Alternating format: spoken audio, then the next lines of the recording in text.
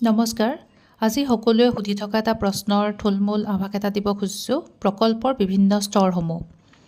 প্ৰথমেই থাকিব বেতুপাত বা শিৰোনাম পৃষ্ঠা।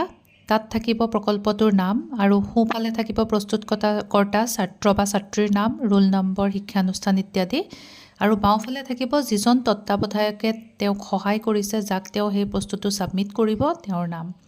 তাৰপিছত থাকিব দ্বিতীয়তে কৃতজ্ঞতা স্বীকাৰ বা একনলেজমেণ্ট পত্ৰখন। ইয়াৰ দ্বাৰা ছাত্ৰ ছাত্ৰীয়ে কাৰ সহায় লৈছিল তেওঁলোকক ধন্যবাদ জ্ঞাপন কৰিব পাৰিব বা কি ক্ষেত্ৰত তেওঁ সহায় পাইছে, আন ব্যক্তি নহ'লেও অনুষ্ঠান প্ৰতিষ্ঠানৰ পৰা সেইসকলক ধন্যবাদ জ্ঞাপন কৰিব। তাৰপিছত থাকিব তত্ত্বাৱধায়কৰ প্ৰমাণপত্ৰ। তত্ত্বাৱধায়কজনে এখন প্ৰমাণপত্ৰ দিব যে তেওঁ এইটো মৌলিক কাম ছাত্ৰজনৰ এনেকৈ। তাৰপিছত থাকিব ঘোষণা পত্ৰ বা ডিক্লেৰেশ্যন। ছাত্ৰ বা ছাত্ৰীগৰাকীয়ে ঘোষণা কৰিব লাগিব যে তেওঁ প্ৰকল্পটোৰ মৌলিকভাৱে কৰিছে, ক'ৰ পৰা চুৰ কৰা নাই। তাৰপিছত থাকিব সূচীপত্ৰ। তাত তেওঁ কোনটো পৃষ্ঠাত কোনটো অংশ পৰিছে সেই সম্পৰ্কে লিখিব। তাৰপিছতে আমি মূল প্ৰকল্পটো আৰম্ভণি কৰিব লাগিব আৰু আৰম্ভণিতে বিষয়বস্তুটোৰ গুৰুত্ব বা বিষয়বস্তুটোৱে কি দেখুৱাব সেই সম্পৰ্কে উলিয়াব লাগিব।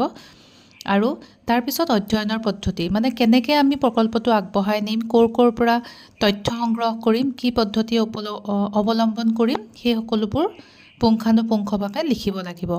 তাৰপিছত ফলাফল, আমি যে এই বিভিন্ন ডাটা সংগ্ৰহ কৰিলোঁ বা বিভিন্ন জেগাৰ পৰা বিভিন্ন তথ্য আহৰণ কৰিলোঁ, এই বিষয়বস্তুটো অধ্যয়ন কৰিলোঁ, তাৰ পৰা আমি কি পালোঁ সেই বিষয়ে লিখিব লাগিব। তাৰপিছত থাকিব পৰামৰ্শ, এই বিষয়বস্তুটোৱে বাছি লোৱাৰ বাবে বা এই প্ৰকল্পটো কৰাৰ বাবে কাৰ কি সুবিধা হ'ব, কি ধৰণে উন্নত মানদণ্ডৰ কৰিব পৰা যাব কোনো বিষয়সমূহ, সেই সম্পৰ্কে পৰামৰ্শসমূহ আগবঢ়াব লাগিব। আৰু শেষত থাকিব সামৰণি।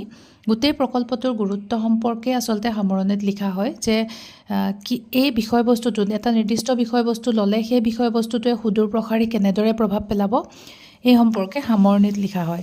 আৰু শেষত আমি কি গ্ৰন্থৰ পৰা সহায় লৈছিলোঁ আৰু কিবা যদি সাংকেতিক চিহ্ন আছিলে সেইবোৰৰ বিৱৰণ ইত্যাদিবোৰ পৰিশিষ্ট বা সহায়ক গ্ৰন্থৰ তালিকাত লিখিব লাগিব। ধন্যবাদ।